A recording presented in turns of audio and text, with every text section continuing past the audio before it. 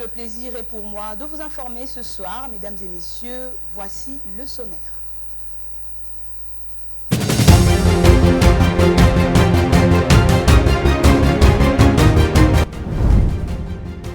Une femme et ses 3 enfants sont morts calcinés dans un incendie survenu dans la nuit de dimanche à ce lundi 10 juin à Bukavu, dans la province du Sud Kivu. Ce bilan est également confirmé par la société civile de la commune de Kadutu. Le bilan du dégât humain fait état de 4 morts. Le rapport est du chef de quartier Nkafu. En moins d'une semaine, plus de 4 incendies ont été enregistrés dans la ville de Bukavu, faisant également plusieurs dégâts matériels. Sur l'avenue Assosa, les lampadaires ont été installés dans ce tronçon compris entre les communes de Kasavubu et Ngiringiri. C'est dans le cadre du contrat signé entre la ville de Kinshasa et la société Solectra, à la grande satisfaction de la population victime de l'insécurité due aux poches noires. Et puis les jeunes comme les notables de la commune de Selembao, mobilisés comme un seul homme, ont pris d'assaut l'avenue Ex-24 novembre ce lundi 10 juin 2024 pour dénoncer la résurgence de l'insécurité dans cette partie de la capitale congolaise.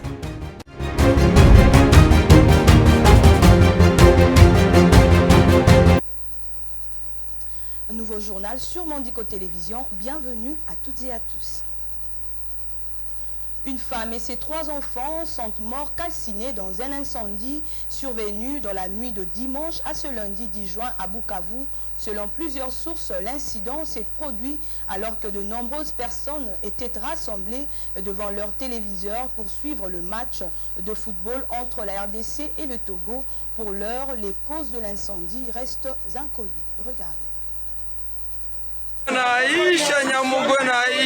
Une femme et ses 3 enfants sont morts calcinés dans un incendie survenu dans la nuit de dimanche à ce lundi 10 juin à Bukavu, dans la province du Sud Kivu. 4 personnes sont décédées dans un incendie survenu en Kafu aux environs de 22 h. C'est dans l'avenue Hôpital Général à 10 mètres de l'école primaire Kataliko. 2 maisons sont complètement calcinées, dit Zozo Sakali, président du cadre de concertation de la société civile du Sud Kivu. Ce bilan est également confirmé par la société civile de la commune de Kadutu. Dans son rapport, le chef du quartier Nkafu, Ndembende Chikobe, dresse un bilan de 4 morts et un blessé, dont le père des familles. Le bilan du dégât humain fait état de 4 morts dans une même famille, dont une maman et ses 3 fils. Le père des enfants, Safari Mugenzi, a été blessé par le feu mais n'est pas mort. D'autre part, le dégât matériel font état de 2 maisons complètement calcinées et tout le bien de la maison, dit les rapports du chef du quartier Nkafu. En moins d'une semaine, plus de 4 incendies ont été enregistrés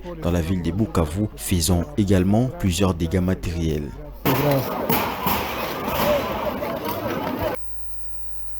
Le bilan des victimes s'est élevé à 41 après une attaque perpétrée le vendredi dernier par des rebelles islamistes présumés sur des villages de l'Est de la République démocratique du Congo. L'annonce a été faite par un porte-parole de l'armée congolaise, portant le nombre total de décès dans la région à plus de 80 depuis mardi. Les ADF sont suspectés, appelant à une action politique immédiate. Images et commentaires. Selon un porte-parole de l'armée dans la province du Nord Kivu en RDC, les villages de Masala, Mapasani et Maïni ont été attaqués vendredi soir par les membres de forces démocratiques alliées. Originaires de l'Ouganda voisin, les ADF sont soupçonnés d'être derrière plusieurs assauts dans la région au cours de la semaine écoulée, dont celui qui a tué 17 morts dans les villages Massaou, ont déclaré 2 leaders de la société civile. Jeudi, 5 corps ont été découverts dans les villages de Kabweli, Mamoulessé, selon Justin Kavalani, membre de la société civile impliquée dans les recherches. Les mêmes jours, 6 autres corps ont été retrouvés dans une rivière près du village Mounonze, a apporté le chef du village. Vendredi, 13 autres corps ont été retrouvés dans le village de Makabou, ont apporté un leader de la société civile et le chef du village, portant le nombre total de personnes tuées par des militaires présumés des ADF depuis mardi à 82. Samedi 8 juin, selon le membre de la société civile, 42 autres corps des civils assassinés par des ADF ont été découverts à Masala. Les forces armées de la RDC et de l'Ouganda mènent des opérations conjointes contre eux depuis fin 2021, mais sans parvenir à stopper leur exaction. Et on change de chapitre à présent.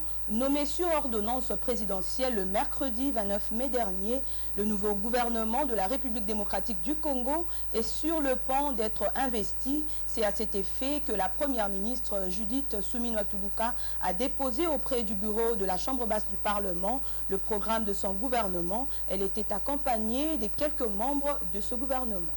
Suivez.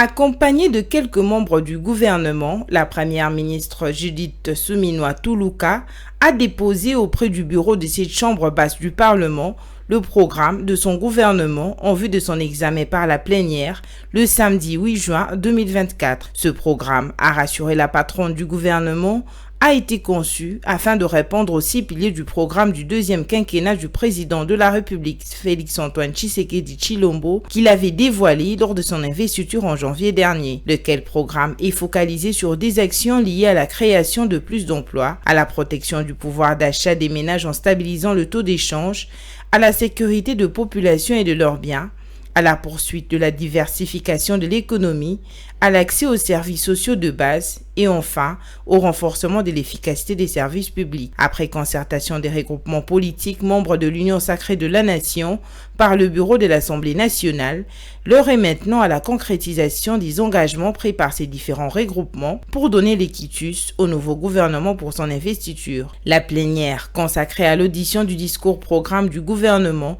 sera convoquée cette semaine. En attendant la convocation de cette plénière, les députés nationaux vont analyser scrupuleusement les objectifs prioritaires du dit programme afin d'apporter leur pierre à l'édifice. Signalons que l'analyse et les débats des élus nationaux seront focalisés sur la représentativité territoriale sur toute l'étendue du pays dans les actions prévues par le programme du gouvernement souminois. Et puis le bureau provisoire du Sénat a mis en place la commission spéciale chargée de l'élaboration du règlement intérieur au cours de la plénière du samedi 8 juin. Au cours de cette plénière, le nonagénaire Jonas Munkamba a été honoré, question de taire le conflit entre les deux patriarches autour de la présidence du bureau d'âge.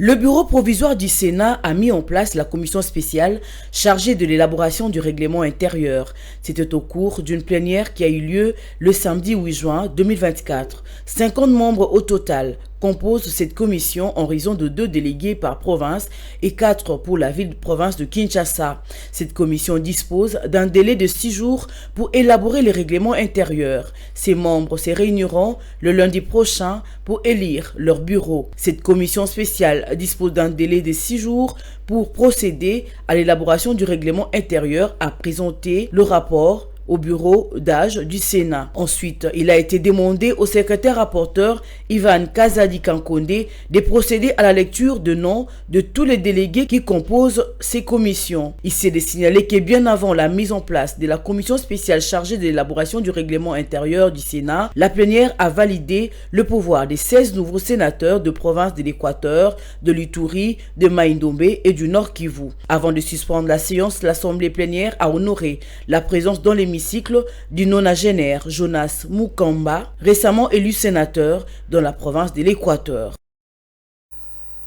Dans l'actualité également, Félix Tshisekedi, chef de l'État, a signé une nouvelle ordonnance présidentielle lue le dimanche 9 juin 2024, prenant acte de l'élection de Daniel Bumba-Lubaki à la tête de la ville de Kinshasa et l'a officiellement investi. Après cette étape, s'ensuivra la cérémonie de remise et reprise entre le nouveau et son prédécesseur, mais aussi la présentation à l'Assemblée provinciale de son programme et l'investiture de son gouvernement. Renta lui est là pour le commentaire. Le président de la République, Félix Tshisekedi, a pris acte de l'élection de Daniel Bumba-Lubaki à la tête de la ville de Kinshasa et l'a officiellement investi. C'était à travers une ordonnance lue à la télévision nationale le dimanche 9 juin 2024. Après cette investiture, suivra immédiatement la cérémonie de remise et reprise entre le nouveau gouverneur et son prédécesseur Jontini Ngobila. À la suite de cette étape, interviendra le discours de la politique générale du gouverneur Bumba-Lubaki devant l'Assemblée provinciale afin d'obtenir l'investiture de son gouvernement. Le nouveau gouverneur de la capitale congolaise a été brillamment élu lors de l'élection du 29 avril dernier avec 37 voix sur 47 grâce à son ambitieux programme dénommé Kinshasa et Zobonga, lequel a 7 axes prioritaires inspirés des 6 engagements du président Tshisekedi pour son deuxième quinquennat, à savoir la salubrité et l'assainissement, la lutte contre les embouteillages, la sécurité des personnes et leurs biens, notamment par la mise en place d'un bataillon spécial en charge de lutte contre les crimes organisés et les phénomènes Kuluna, pour ne citer que cela. Je m'organise dès la semaine prochaine à la prise du pouvoir à m'organiser avec la PK, faire un montage financier pour payer le frais d'installation en concurrence de 3 mois. Durant les 3 années passées à la tête du ministère de la Justice et Garde des Sceaux, la ministre sortante Rose Mutombo a fourni de nombreux efforts pour améliorer ce secteur souvent pointé du doigt en République démocratique du Congo. Ces efforts ont entre autres porté sur l'amélioration des conditions carcérales dans les prisons de la RDC, sans omettre les conditions de travail des cadres et agents de l'administration judiciaire. Les détails dans cet élément. Elle a passé 3 bonnes années à s'y battre comme elle pouvait pour redresser les secteurs de la justice souvent décriés en RDC. Le chef de l'État Félix Tshisekedi a lui-même reconnu que la justice congolaise est malade. En dépit de ce tableau peu reluisant, Rose Mutombo a tout de même poursuivi ses efforts pour améliorer les conditions carcérales de prisonniers. Elle s'en est félicitée et a salué l'apport de ses collaborateurs dans cette bataille. C'est un travail qui n'était pas facile des prisons pour que tous ceux-là qui s'y retrouvent puissent, tant soit peu, être humanisés, à toujours garder le même sens des collaborations que vous avez eu à avoir avec moi. Puisqu'on ne sert pas un individu, on sert la République. Le surpeuplement des prisons est un réel problème sur toute l'étendue de la RDC. Pour y mettre fin, une commission de contrôle et de gestion de prison a été créée sous Rose Mutombo. Un accent particulier a été mis sur l'amélioration des conditions de détention des femmes. La directrice pénitentiaire Lydia Massika est soulagée.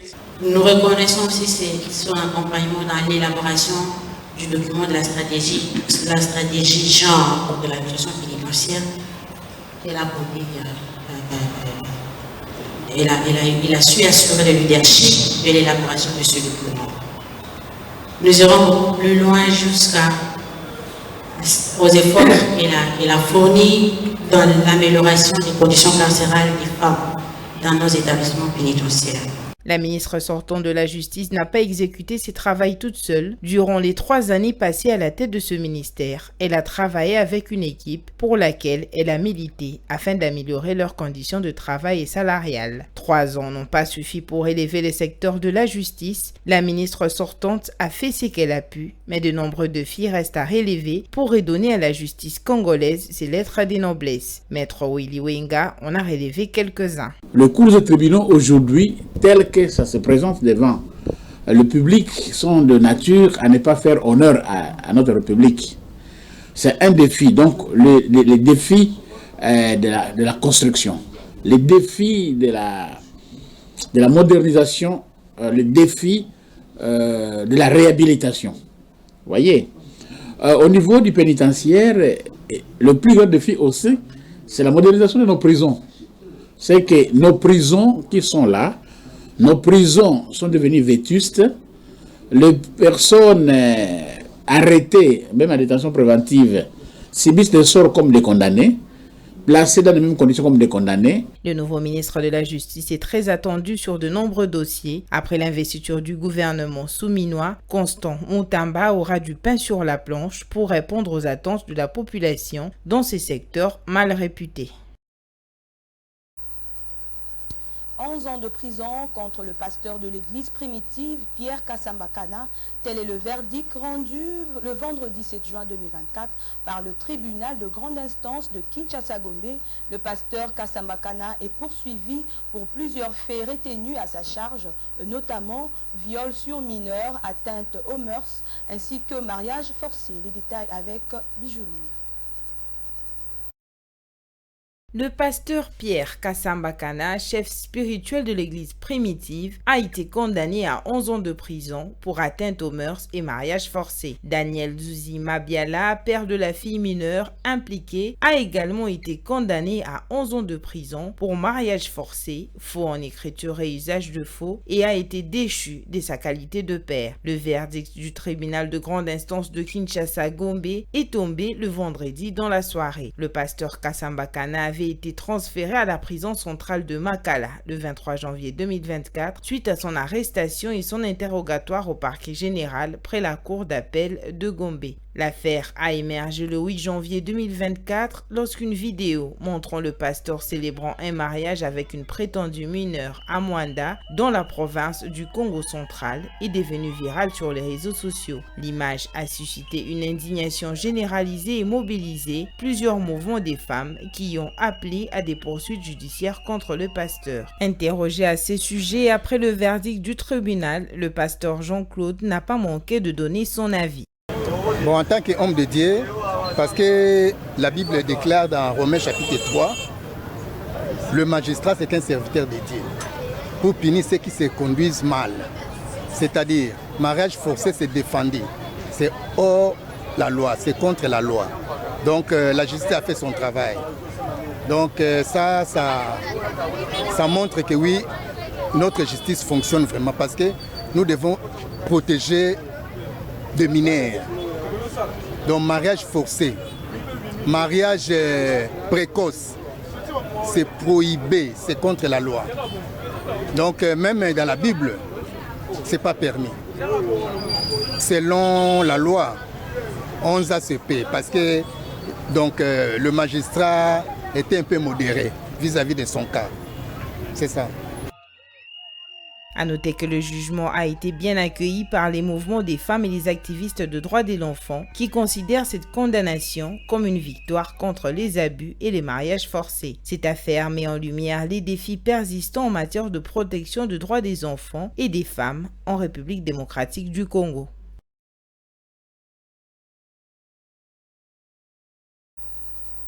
Et puis dans un autre chapitre, à l'occasion de la Journée internationale des archives, célébrée le 9 juin de chaque année par le Conseil international des archives depuis 1948, les experts ont présenté l'importance de l'Institut national des archives du Congo qui existe depuis plusieurs années en République démocratique du Congo, mais cet organe de l'État est souvent méconnu par la population. C'était un reportage signé Vitempanzu. Célébrée le 9 juin de chaque année depuis 1948, la Semaine des archives s'est clôturée le dimanche 9 juin 2024. Plusieurs activités ont été animées. Il s'agit notamment des expositions, de la présentation des documentaires sur les archives du pays et la tenue d'une conférence débat. Sur le plan international, elle est célébrée sous le thème Cyberarchives, alors que le thème national est intitulé Les archives en République démocratique du Congo à l'ère du numérique. Dans son adresse, le directeur général de l'INACO, le professeur Emeka Songomande, a exprimé sa satisfaction sur la célébration de cette année. Ce thème revêt une importance capitale. Il met en lumière des réalités auxquelles nous devons faire face avec détermination. Nous sommes à une époque charnière où le progrès technologique bouleverse profondément la manière dont nous appréhendons et préservons notre mémoire collective. Pour sa part, le président du conseil d'administration de l'INACO a remercié le chef de l'État pour les personnes placées à la tête du conseil d'administration de cette institution. Mon propos à vous tous, j'exprime une fois de plus mes sentiments en vous adressant toute ma gratitude pour votre participation active à chacun selon son niveau de responsabilité. Pour rappel, la Journée internationale des archives est une journée mondiale établie à l'initiative du Conseil international des archives afin d'y faire connaître le rôle des archives et valoriser le travail.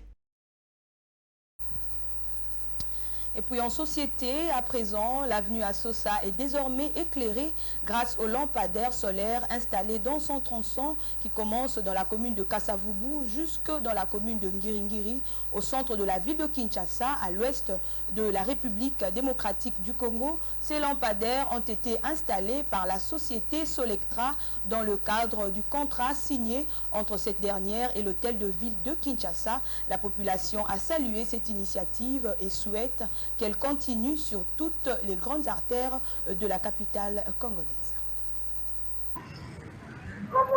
C'est une ambiance de joie chez les habitants et usagers de la route rencontrés sur l'avenue Assosa dans les communes de Ngiringiri et Kasavubu. Les piétons et les conducteurs des véhicules et motos circulent en toute sécurité la nuit sans craindre les actes de violence de certains bandits de grands chemins qui profitaient de l'obscurité pour ravir les biens des valeurs et inquiéter les paisibles citoyens. Grâce à l'éclairage public sur cette avenue qui accueille beaucoup d'usagers, même les vendeuses qui fouillaient l'insécurité dès la tombée de la nuit sont revenues. Sourire aux lèvres, Madame Gisela Shingo, une vendeuse trouvée la nuit le long de cette grande artère, a exprimé sa satisfaction.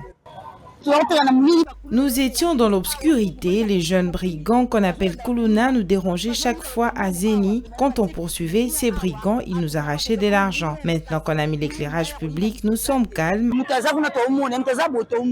L'éclairage de cette avenue a boosté diverses activités qui ne s'exerçaient presque plus la nuit par crainte des attaques des bandits qui opèrent dans l'obscurité. Babi Moulamba, l'un des motards transporteurs, est parmi les heureux bénéficiaires de cet éclairage public. Il y a une très grande différence. Quand il y avait de l'obscurité, on avait peur d'emprunter cette route au coin des Zénith. Mais aujourd'hui, c'est plus facile avec la lumière qui est installée. Je peux passer là sans crainte. Avant, quand il y avait de l'obscurité, vous pouviez être surpris avec des gens qui surgissent quelque part et vous menacent. Mais maintenant, c'est calme. Les bénéficiaires de ce programme issu du contrat entre l'hôtel de ville de Kinshasa et la société Solectra souhaitent voir cette activité se pérenniser. Et tant qu'habitants natifs à Kasavubu, c'est vraiment des actes qu'il faut encourager. En tant qu'habitant natif de Kasavubu, ce sont des actes à encourager. Grâce à cette lumière, il n'y a plus d'insécurité que nous dénoncions et décrions autrefois. Nous félicitons le gouvernement provincial de Kinshasa, le président de la République, que ces changements ne s'arrêtent pas que sur l'avenir à Sosa. Féliciter vraiment le président Félix Tshisekedi l'initiative La qualité des lampadaires proposés par la société qui exécute ce programme est supérieure à celle qui était installée dans d'autres artères longtemps avant, comme éclairage public dans la ville de Kinshasa. La population quinoise souhaite que ces projets s'étendent sur toutes les autres grandes artères des autres communes de la capitale afin de réduire le banditisme urbain, surtout dans les quartiers populaires. Les habitants sont aussi invités à respecter ces lampadaires pour ne pas plonger encore ces artères dans le noir. Et en société toujours, les jeunes de la commune de Selembao étaient dans la rue ce lundi 10 juin 2024 dans la matinée pour dénoncer la résurgence de l'insécurité à grande échelle qui bat son plein dans cette municipalité. L'initiateur de cette campagne invite les jeunes au respect de la loi, mais aussi à dénoncer tout comportement suspect auprès de la police. C'était un reportage signé Vité Panzou. Coup de feu, extorsion, vol à main armée et meurtre gratuit, telle est la nouvelle forme de criminalité qui sévit à Selembao. Ces dernières semaines, plusieurs familles ont été visitées par des bandits, tantôt d'armes blanches, tantôt d'armes à feu. Depuis le début du semestre, on dénombre une dizaine de personnes tuées, plusieurs blessés et de nombreux biens emportés. Ce lundi 10 juin 2024, les jeunes de Selembao étaient dans la rue pour dénoncer la résurgence de cette insécurité à grande échelle. Si nous sommes descendus aujourd'hui sous la rue, c'est pour réclamer l'insécurité qui bat son plein dans notre quartier camping. Nous sommes natifs de ces quartiers camping, nous habitons la commune de Selembao, mais ces derniers temps, on ne dort plus. Nous sommes visités chaque nuit par les criminels. Et lorsque les criminels viennent, ils violent les mamans, ils violent nos soeurs, ils extorquent, ils prennent tous nos biens, ils partent avec ça. Sous l'œil impuissant de la police qui ne réagit pas. C'est pour cela aujourd'hui nous sommes réunis en tant que jeunes de ces quartiers pour réclamer afin que les autorités compétentes écoutent notre voix et viennent au secours de cette population de camping qui est abandonnée à son triste sort. C'est la raison pour laquelle nous sommes descendus aujourd'hui sous la rue pour réclamer vraiment la sécurité. On ne peut plus circuler au-delà de 22 heures. On ne peut pas. Donc lorsque vous circulez au-delà de 22 heures, automatiquement vous devez rencontrer des gens qui vont vous prendre tout ce que vous avez entre vos mains. La campagne Toboyi Insécurité na Selembao a invité les jeunes au strict respect de la loi, mais aussi à dénoncer tout comportement suspect auprès de la police qui doit renforcer son dispositif sécuritaire. L'action d'aujourd'hui, c'est une action sociale, une action citoyenne. Ça fait plus ou moins un mois que les ménages de Selembao sont visités par des bandits armés, tantôt avec des machettes, tantôt avec des armes à feu. Alors nous ne comprenons plus rien. C'est-à-dire qu'il ne se passe plus une seule nuit sans que les familles soient menacées, soient agressées, et il y a des vols qui se font. C'est pourquoi nous sommes dans la rue aujourd'hui pour dénoncer ces actes d'un côté, et nous avons déjà interpellé les autorités, nous avons saisi les autorités par rapport à cela. Nous espérons que dans les tout prochains jours, des mesures sérieuses et idoines seront prises. Au niveau de la commune de Selembao, nous nous sommes organisés de cette manière. Chaque quartier est appelé à ce jour. Chaque nuit, nous surveillons de minuit à au moins 5 heures du matin pour veiller afin de contrer toutes les entreprises criminelles qui se déroulent dans la commune de Selembao. Hormis cela, le notable de Selembao propose à la population d'organiser dans chaque quartier des nuits de surveillance avec sifflets, cliquetis des marmites ou tout autre instrument sonore de minuit à au moins 5 heures du matin pour contrer toute opération criminelle. Il demande également à la SNEL de lever la mesure du délestage qui cause l'insécurité. La vie est devenue invivable. Ce dossier mérite un réel suivi de la part des autorités. Et en sport, le chef de l'État, Félix Tshisekedi, a assisté le dimanche 9 juin 2024 au Stade des Martyrs de la Pentecôte à la victoire d'1-0 des Léopards de la République démocratique du Congo sur les éperviers du Togo dans le cadre de la 4e journée des éliminatoires du mondial USA-Mexique-Canada 2026. Regardez.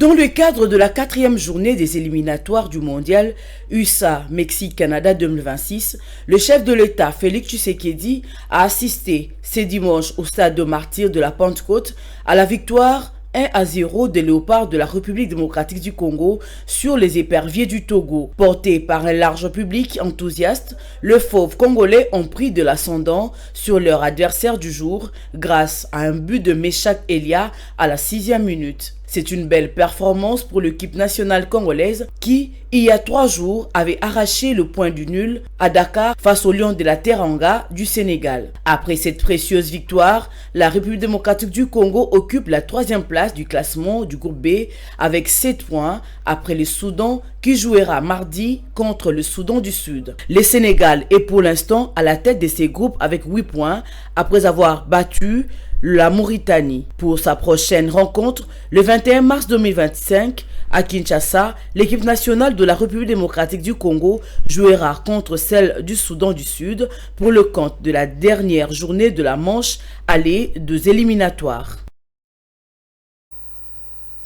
Devant plus de 50 000 personnes qui ont fait le déplacement du Stade des Martyrs le dimanche 9 juin 2024, l'équipe nationale de football de la RDC s'est imposée par le score d'1-0 face aux éperviers du Togo dans le cadre de la 4e journée des éliminatoires de la Coupe du Monde USA-Mexique-Canada 2026. L'attaquant congolais Meshak Elia a inscrit l'unique but des Léopards à la suite d'une passe de son coéquipier Yohan Wissa à la 6e minute. Les détails avec Merveille Loabea.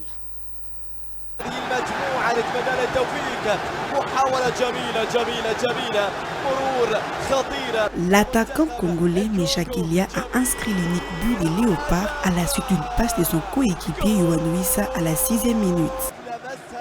كيف النظرة يا روعة روعة روعة روعة يا جمالك يا جمالك يا يوان. Cependant, malgré l'ouverture du score si tôt, la RDC n'a pas vraiment existé en première période. Dominée par un adversaire plutôt très prénant, la RDC a été sauvée par son gardien Dimitri Berthaud, auteur d'un grand match. Les entrées de Fiston Maele, Théo Bongonda ou Shadrach Akolo n'ont rien changé dans l'animation offensive des Léopards, acculés par les éperviers du Togo très inspirés. Secoué, l'équipe congolaise va quand même s'imposer et gagner les 3 points importants sur la course finale, surtout que le Sénégal a également gagné son match à l'extérieur contre la Mauritanie. En attendant le match contre le Soudan et le Soudan du Sud, le Sénégal occupe la tête du groupe B avec 8 points, devant le Soudan 7 points et la RDC avec 7 points aussi. Les prochaines rencontres des éliminatoires auront lieu l'année prochaine et les Léopards vont encore recevoir à domicile dans un match contre le Soudan du Sud.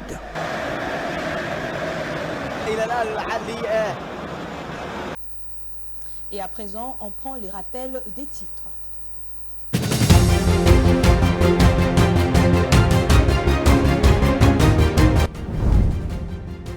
Une femme et ses 3 enfants sont morts calcinés dans un incendie survenu dans la nuit de dimanche à ce lundi 10 juin à Bukavu, dans la province du Sud-Kivu. Ce bilan est également confirmé par la société civile de la commune de Kadutu.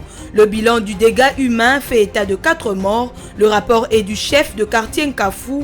En moins d'une semaine, plus de 4 incendies ont été enregistrés dans la ville de Bukavu, faisant également plusieurs dégâts matériels. Sur l'avenue Assosa, les lampadaires ont été installés dans ce tronçon compris entre les communes de Kasavubu et Ngiringiri. C'est dans le cadre du contrat signé entre la ville de Kinshasa et la société Solectra, à la grande satisfaction de la population victime de l'insécurité due aux poches noires. Et puis les jeunes comme les notables de la commune de Selembao, mobilisés comme un seul homme, ont pris d'assaut l'avenue Aix 24 novembre ce lundi 10 juin 2024 pour dénoncer la résurgence de l'insécurité dans cette partie de la capitale congolaise.